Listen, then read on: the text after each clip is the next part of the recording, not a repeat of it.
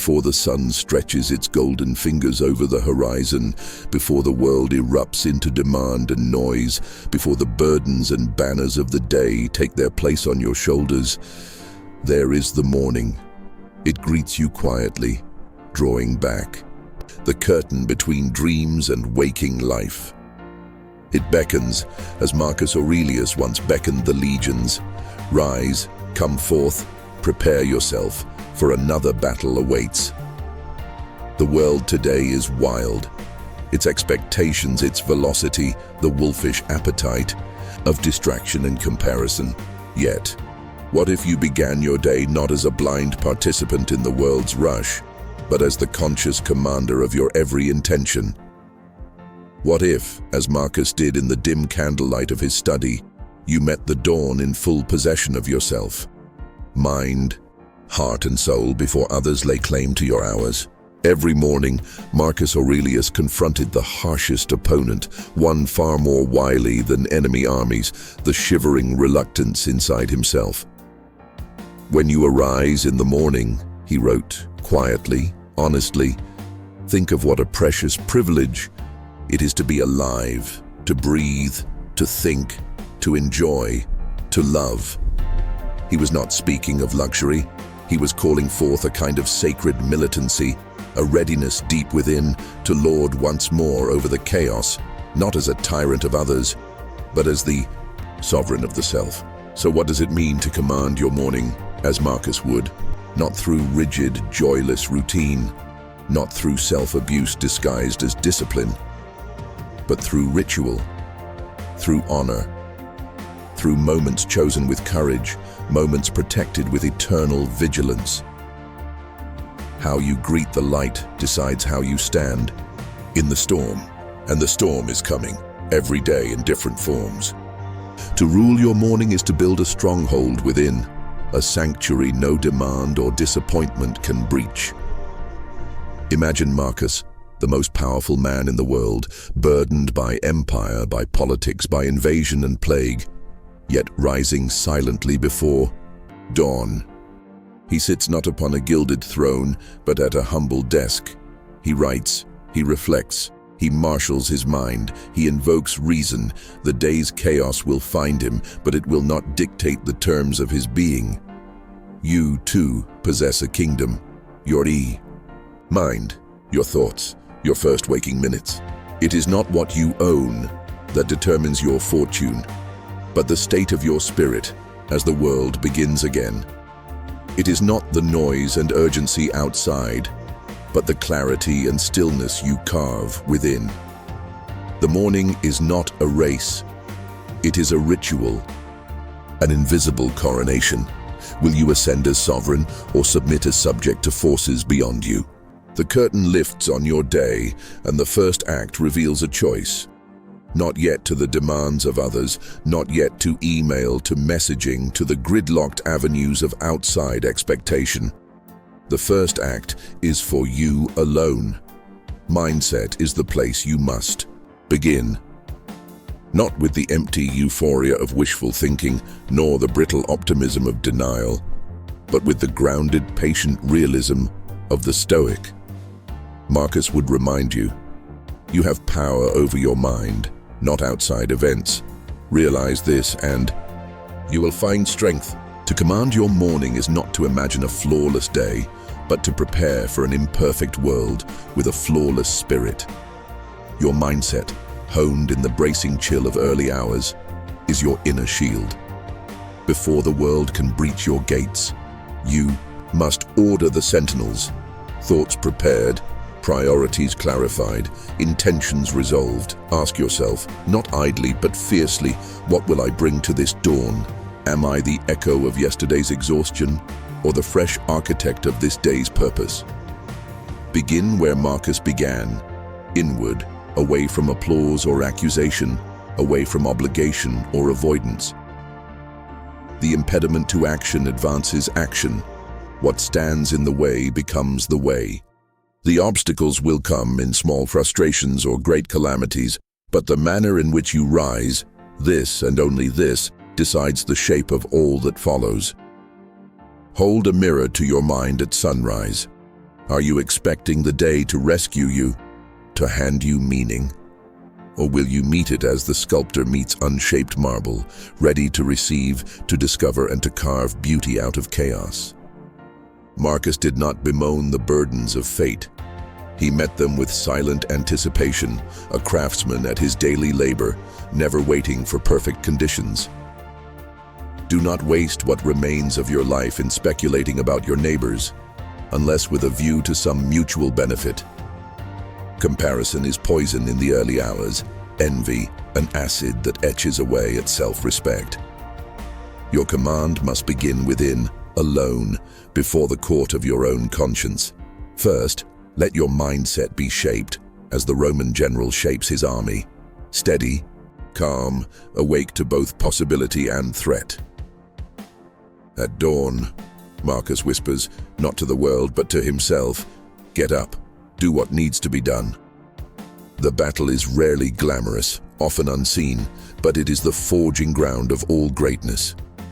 Victory begins beneath the surface, invisible but absolute, a quiet discipline, a flame shielded from the chill. The world will call you back into its theater soon enough. But for these minutes, command the cast. Thoughts, beliefs, intentions, all standing at attention. You are not a servant to the schedule, but a true commander, writing, as Marcus wrote, the script for your day. To begin as Aurelius began is to reject the tyranny of outside expectation and reclaim the rarest privilege of all, the freedom to direct your own mind, to rise with resolve, not in panic, with focus, not with fear. You are not a lifeless cog in an impersonal machine. You are, as he was, a singular event in the universe, unrepeatable, unbroken, responsible for the order. You bring to inevitable disorder, so how will you greet the day? Let the response not be in words, but in the silent arrangement of your private world. The slowness of breath, the gentleness of attention, the gathering of purpose. Mindset, to Marcus, was never ornamental. It was armor, shield, sword, the essential tools of survival and sovereignty in a world eternally uncertain. The first order of a commander is always inward, to prepare, to fortify, to awaken not just the body but the soul. An empire is built upon actions, but these always begin unseen, within the silent citadel of the mind. It is there that victory or defeat is already chosen before a single footstep is taken beyond the doorstep.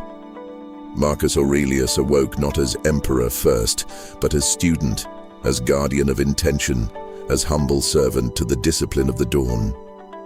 In this, you are both follower and heir. What then is the call? To rise and to command, not with arrogance, not with fear, but with radical clarity. To begin by shaping mindset, so you may shape the day, and through the day, the whole of your life. Command is not bluster, and dawn does not yield to arrogance. Marcus Aurelius lived amid incessant demands, his counselors, his armies, the roar of Rome itself. Yet he understood in the marrow of his bones that all true leadership begins not outside, but within. This brings us to the next frontier, the land of belief. Before the deeds, before the grand campaigns, is the quiet revolution of belief, what you choose to accept as true and what you cast aside as false. Amid the golden hush of first light, ask yourself, what do I believe about this day? What do I believe about myself? Too often we drag yesterday's doubt like a heavy cloak into the morning. We accept the judgments handed down by the chorus of memory and fear. But Marcus Aurelius, battered by ceaseless criticism and the threat of betrayal, taught, it is not things themselves that disturb us, but our judgments about them. The world will apply its pressures, you control the lever of meaning. In the morning, belief is not a loud declaration, it is a whisper, chosen and repeated. It is the gentle insistence that today you will be present, that you are in this moment worthy of effort and attention. Not qualified by success, not disqualified by failure, but simply and uncompromisingly enough to meet the day as it is, uncloaked, unfiltered, and astonishingly real. You do not command. Your morning as a tyrant commands trembling subjects, but as a gardener shapes a wild plot of land. Belief is the seed, uncertain perhaps, but alive. Each morning, plant it deliberately. The soul becomes dyed with the color of its thoughts, Marcus wrote. He knew that inner convictions dye the fabric of every action, every relationship, every trial. Countless philosophies would tell you to begin the day with positive affirmations, with the repetition of empty platitudes. Marcus Aurelius offered something braver: honest inspection, honest cultivation. Face your doubts in the half-light of dawn. Don't turn away. Examine them compassionately, yet ruthlessly. Ask, are these beliefs inherited or chosen, useful or ruinous? The sovereignty of the self begins when you, like Aurelius, decide what you will believe, not tomorrow, not next year, but now. Just as the battlefield is shaped before the first arrow is loosed, so is your day shaped by the beliefs silently laying their tracks beneath every thought. Will you be captive to history or a conscious builder of meaning? Marcus faced plagues, relentless warfare, betrayal even among friends, and yet he believed each time in the supreme power of virtue, of reason, in the ability to act nobly no matter the circumstance. He did not wait for the world to reassure him. He became his own reassurance. In the first light, before the world crowds in, you can seed your mind with the beliefs that will shape your response to all adversity, all opportunity. If you believe you are powerless, you will live as a shadow. If you believe the world is hostile, you will brace for injury at every step. Yet if you believe, rationally, patiently, not blindly, that you are capable, that you can adapt, that you can contribute even quietly, then you will build an armor no insult can penetrate. Do not confuse belief with fantasy. Marcus Aurelius harbored no illusions about life. He met it fully on its own brutal terms. But he chose to believe in his circle of control, his character, his reason, his daily example. Waste no more time arguing what a good man should be. Be one. The belief is the act. The act is the belief embodied.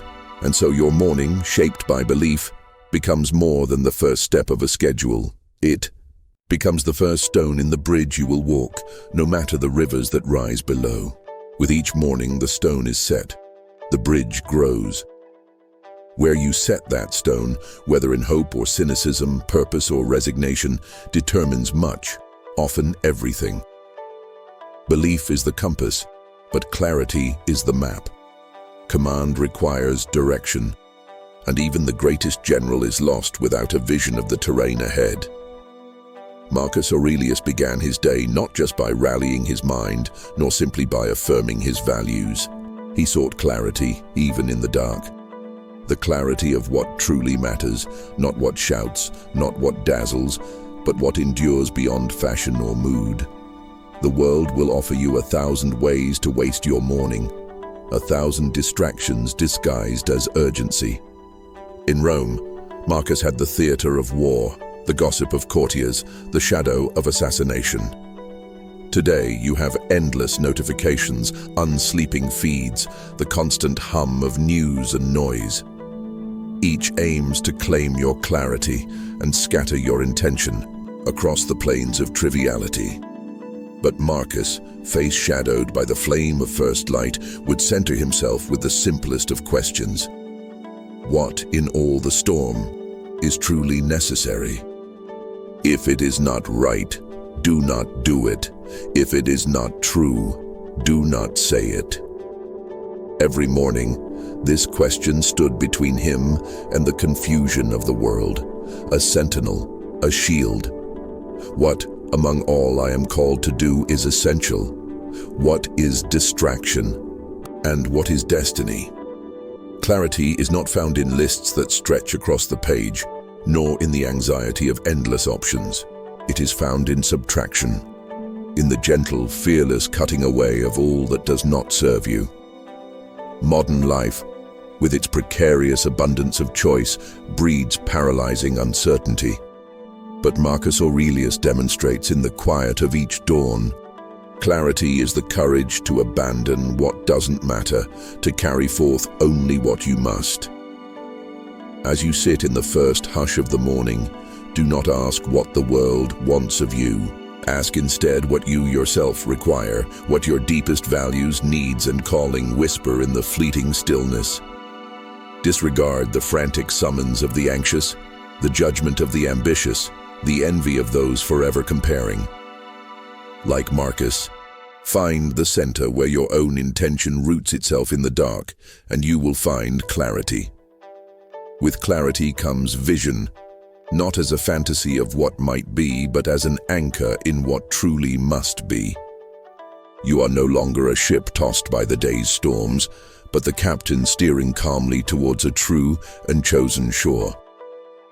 In this preparation, your morning becomes sacred not only for the rise of a new day, but for the rare quiet in which you decide, again and again, who you will be and what you will bring forth.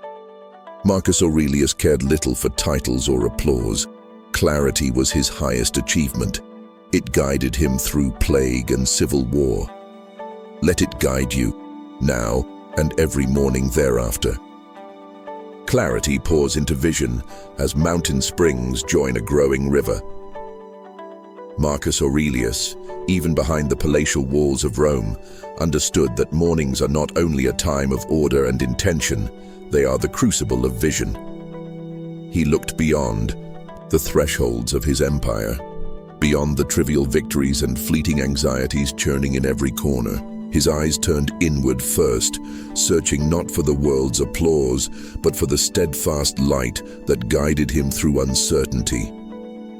Vision in the sphere of the Stoic is not a fantastical projection of fortune or power. It is the disciplined gaze, the ability to see the day as it is, and yet to strain toward its highest use. Marcus awoke each morning, not to dreams of conquest, but to the calling within his soul. He wrote again and again. The soul becomes dyed with the color of its thoughts. In these words, vision is not luck or fate. It is the dye you select every morning, a deliberate saturation of your identity in purpose and principle. Think now. What vision claims your thoughts as the world flickers to life? Is it the frantic pursuit of validation, fleeting pleasure, avoidance of pain? Or is it something unbreakable, something that speaks quietly, of service, of contribution, of dignity, of the chance to live rightly even when the world feels wrong? Vision is not what you wish to possess. It is who you decide to become. It's the difference between drifting and steering, between mere survival and chosen meaning.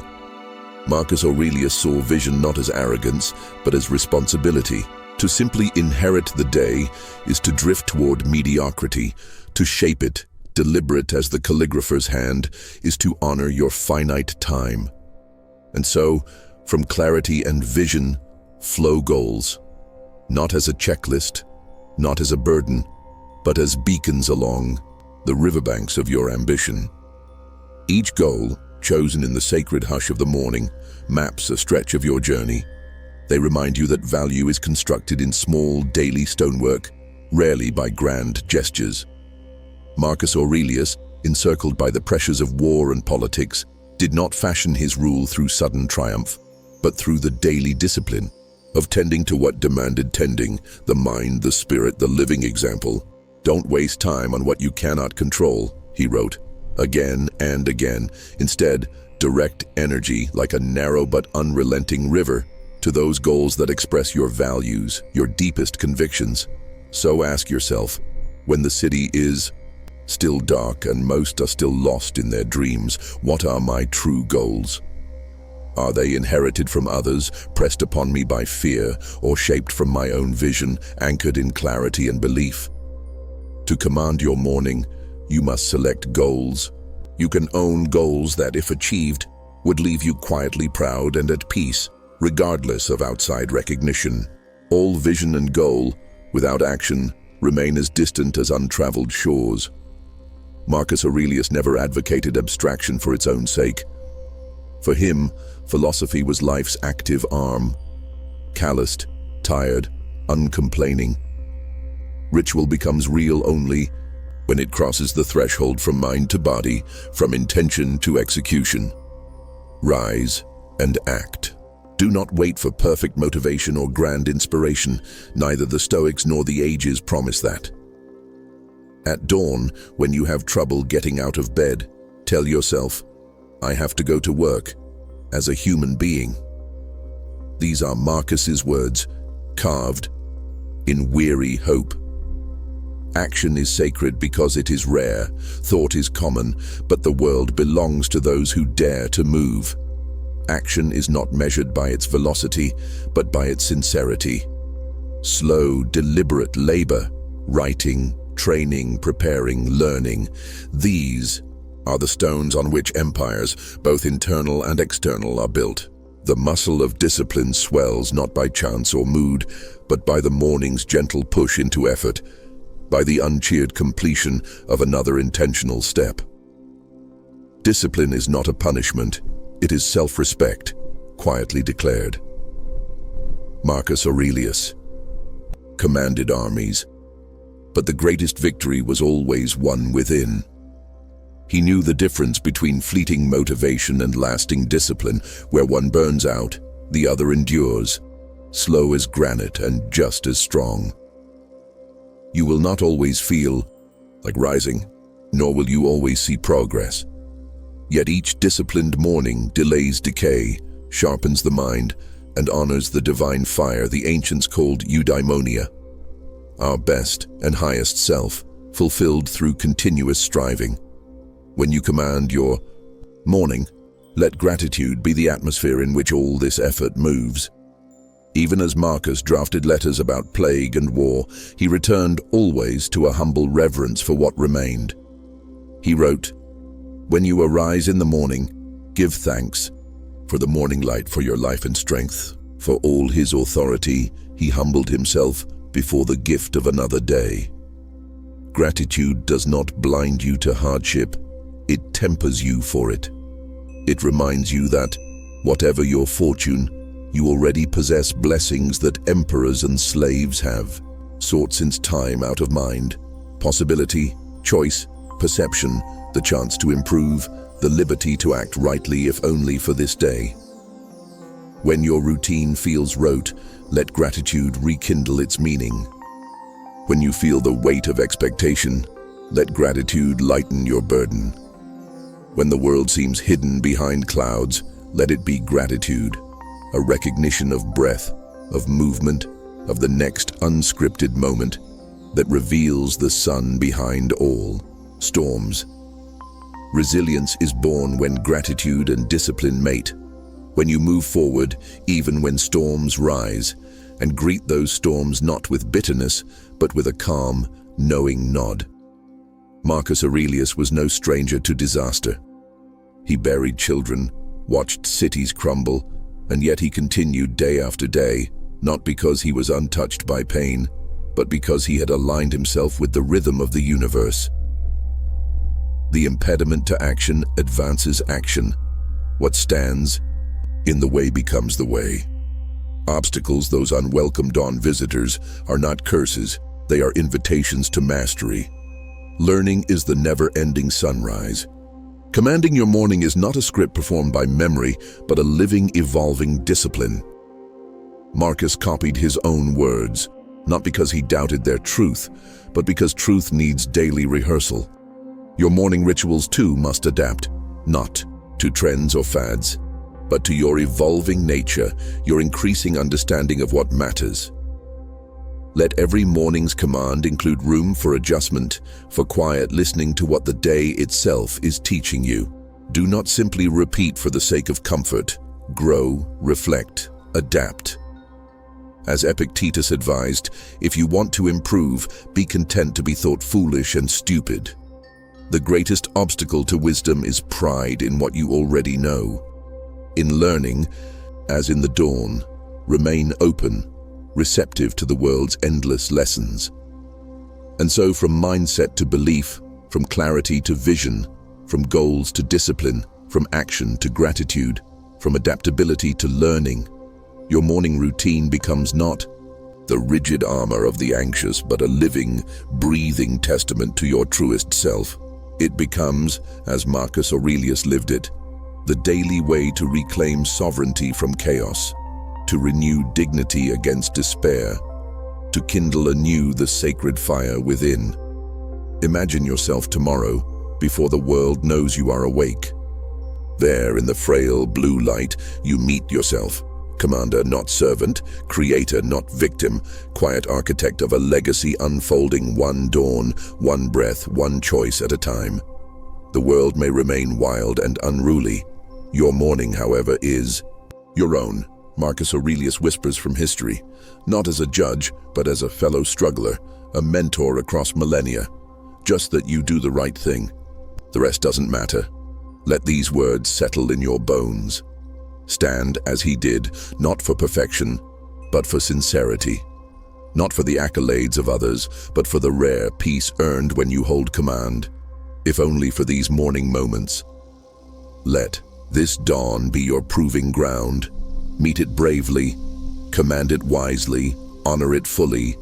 For as goes your morning, so shall go your day, and as goes your day, so shall go your life. The world awaits your leadership, your clarity, your unyielding spirit. Rise now. The empire of your mind awaits.